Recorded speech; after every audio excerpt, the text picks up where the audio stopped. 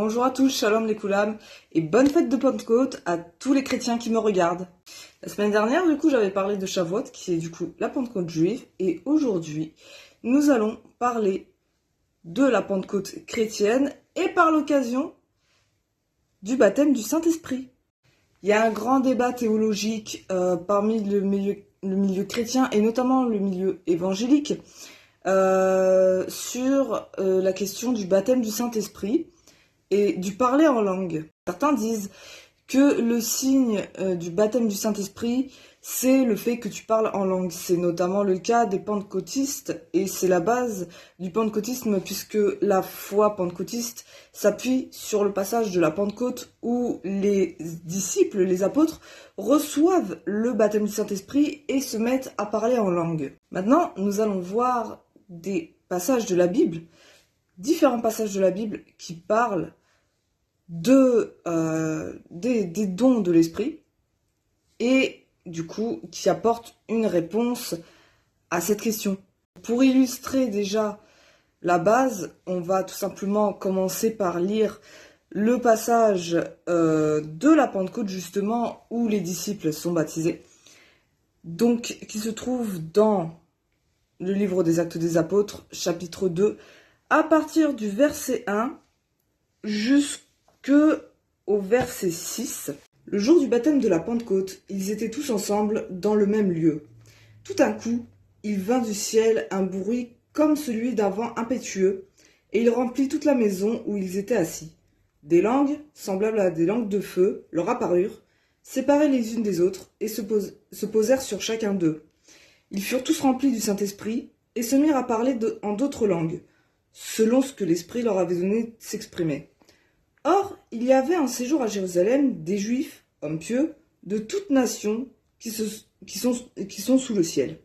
Au bruit qui eut lieu, la multitude accourut, et elle fut confondue, parce que chacun les entendait parler dans sa propre langue. Donc là, déjà, on peut voir dans ce passage qu'il y a un contexte. Il y a un contexte, parce qu'on apprend dans ce passage que du coup, les disciples reçoivent le Saint-Esprit, sont baptisés du Saint-Esprit et se mettent à parler en langue, et juste après, on apprend qu'il y a des Juifs de différentes nations qui parlaient diverses langues, qui les ont entendus parler, chacun dans leur langue. Donc on comprend que le besoin qu'il y avait à ce moment-là, c'était le parler en langue, pour que chacun puisse entendre parler dans sa langue et entendre l'évangile dans sa propre langue. C'est une manière d'évangéliser à une personne qui ne communique pas avec la même langue que toi. Maintenant, j'aimerais vous poser une question.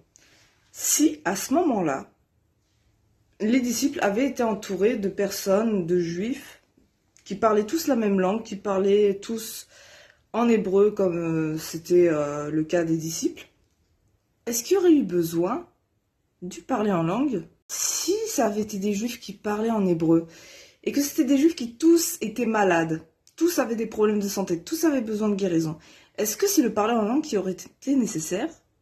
Ou est-ce que ça n'aurait pas été plutôt le don de guérison? On peut comprendre que dans un contexte comme ça, Dieu aurait permis que les disciples se mettent à imposer les malades et à les guérir, et non pas à parler en langue. Donc on comprend que le baptême du Saint-Esprit, à ce moment-là, s'est manifesté par le parler en langue, parce que c'est tout simplement le don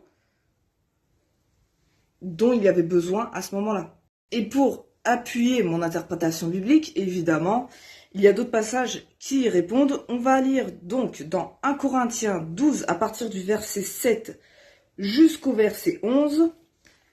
Or, à chacun la manifestation de l'Esprit est donnée pour l'utilité commune.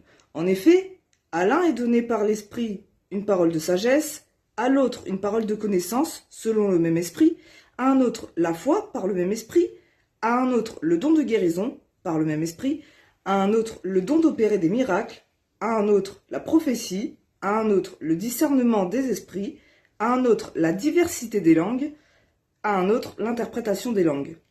Un seul et même Esprit opère toutes ces choses en distribuant à chacun en particulier comme il veut. Donc là, on comprend, on voit clairement que chacun reçoit des dons différents. Et le parler en langue est cité. Il y en a à qui le parler en langue est distribué, Et on voit que à d'autres, ça va être d'autres dons. Et il est bien précisé à ce moment-là qu'il s'agit du même esprit, c'est par le même esprit. Ce qui veut dire que si tu peux être baptisé du Saint-Esprit en ayant un autre don que le parler en langue. Le don des langues, c'est un don parmi tant d'autres. Il est en fonction des besoins, en fonction de ce que les personnes recherchent, en fonction aussi de la volonté de Dieu. Et d'ailleurs, le don du parler en langue n'est pas le don auquel nous devrions le plus aspirer. On va lire dans 1 Corinthiens 14 à partir du verset 1 jusqu'au verset 5. Recherchez la charité, aspirez aussi au don spirituel, mais surtout à celui de prophétie. En effet, celui qui parle en langue ne parle pas aux hommes, mais à Dieu, car personne ne le comprend, et c'est en esprit qu'il dit des mystères. Celui qui prophétise, au contraire, parle aux hommes, les édifie, les exhorte, les console. Celui qui parle en langue s'édifie lui-même, celui qui prophétise édifie l'Église. Je désire que vous parliez tous en langue, mais encore plus que vous prophétisiez. Celui qui prophétise est plus grand que celui qui parle en langue, à moins que ce dernier n'interprète, pour que l'Église en reçoive de l'édification. Ce passage nous montre clairement que le don du parler en langue n'est pas le don qui est le plus à rechercher, et que quand tu cherches à être baptisé du Saint-Esprit, quand tu cherches à recevoir le Saint-Esprit, il n'est pas forcément donné le parler en langue avec. À plusieurs reprises, Jésus parle du baptême du Saint-Esprit, il parle du baptême d'eau et du baptême de feu, du baptême de l'Esprit. Et il dit que celui qui sera sauvé sera baptisé d'eau et d'esprit. Mais tu peux très bien être sauvé, tu peux très bien être baptisé de l'Esprit sans avoir reçu le don de parler en langue. Mais tu peux très bien avoir un autre don. Il y a plein de dons spirituels et ils ont été cités.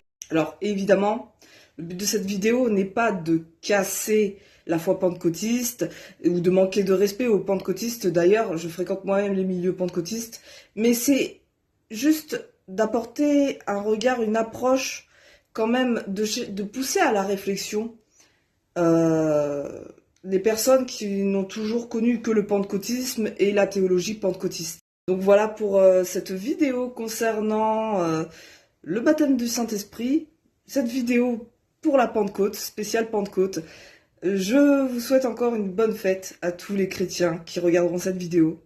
Et je vous dis à la semaine prochaine, Leitraut.